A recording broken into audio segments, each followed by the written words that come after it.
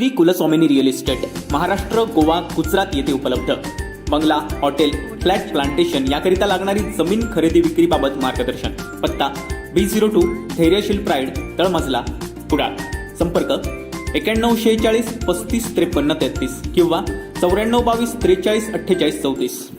नमस्कार. आपण आता राजापूर बाजारपेठेमध्ये या ठिकाणी उभे आहोत आणि या ठिकाणी आपण पाहू शकतो की कोदवली अर्जुना नदी जी आहे त्या नदीला या ठिकाणी पूर आला आणि त्या नदीचं पाणी जे आहे ते या ठिकाणी बाजारपेठेमध्ये आले. अनेक व्यापारी या ठिकाणी या बाजारपेठेमध्ये असतात.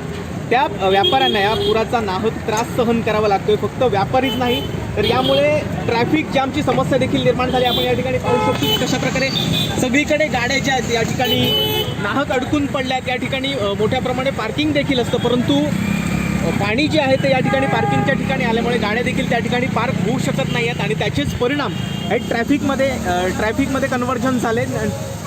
सगळीकडे आपण पाहू शकतो कशा प्रकारे पाणी साचलंय. आपल्यासोबत कोकणशाहीचे संचालक गावकर देखील आहेत. साईनाथजी, काय सांगाल?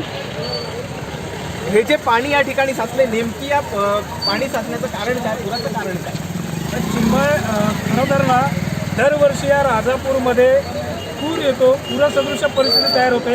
या अर्जुना आणि कोदवली नदीचं हे पात्र आहे आणि या पात्रामध्ये दरवर्षी पूर येतो. याचं कारण असं आहे की मोठ्या प्रमाणामध्ये गाळ साचला आहे. आपण पाहू शकतो. पुन्हा एकदा आपल्या दर्शकांना दाखवूया कसं मोठ्या पद्धतीनं या ठिकाणी पाणी जे असतं हे पाणी कशा पद्धतीनं पाणी जे आहे ते बाजारपेठेमध्ये साचत असतात. या ठिकाणची जी दुकानं आहेत ही दुकानं अक्षरशः पाण्याखाली गेलेली असतात. याच्यावरती पर्याय चिन्मय एकच सांगितला जातो, जी मागणी ही आपण पाहू शकतो. गाडी कशा पद्धतीनं या पुराच्या पाण्यातनं येते. या नदीपात्रातला गाळ जो आहे हा गाळ काढला जाणं गरजेचं आहे. त्याच्यासाठी मोठ्या प्रमाणामध्ये खर्च आहे आणि हा खर्च रिफायनरी प्रकल्प जो प्रस्तावित आहे या प्रकल्पाच्या माध्यमातूनच काढला जाऊ शकतो हा गाळ. अशा पद्धतीची मागणीपत्र देखील इकडच्या स्थानिक आमदारांनी आणि त्याचप्रमाणे स्थानिक नागरिकांनी देखील मागणी केलेली आहे.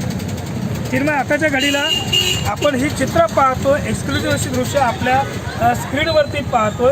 कशा पद्धतीनं या ठिकाणी पाणी साचत चाललं आहे. आत्ता जी पातळी आहे ही असाच पाऊस सुरू राहिल्यानंतर ही पातळी ओलांडून ही दुकानं जी आहेत ही पाण्याखाली गेलेलं चित्र राजापूरमध्ये पाहायला भेटणार आहे, एवढं निश्चित आहे. चिन्मय, या ठिकाणी गाळ या ठिकाणी तो गाळ लवकरात लवकर साफ करावा आणि पुराच्या धोक्यापासून राजापूरकरांना वाचवा. तरी देखील गाळ साफ केला जात नाही का? नेमकं कारण काय? चिन्मय, गाळ साफ केला जात नाही याची कारणं अशी आहेत.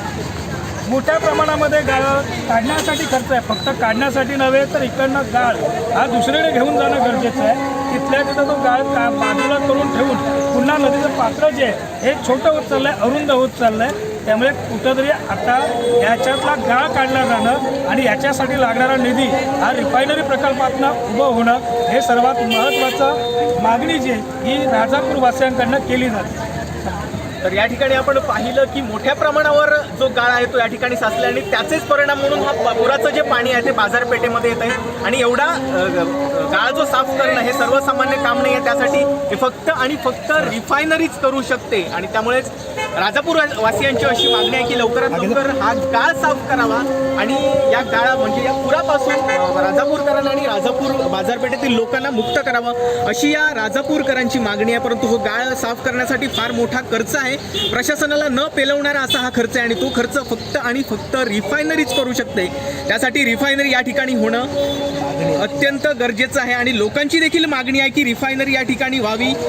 आणि अनेक ज्या रिफायनरी जर झाली तर अनेक प्रश्न जे आहेत राजापूरकरांची, जशी ही पुराची जी समस्या आहे तसे अनेक प्रश्न जे आहेत ते राजापूरकरांचे निश्चितच सुटतील, एवढं मात्र नक्की. साईनाथ गावकरसह चिन्मय घोगळे, कोकणशाही, राजापूर.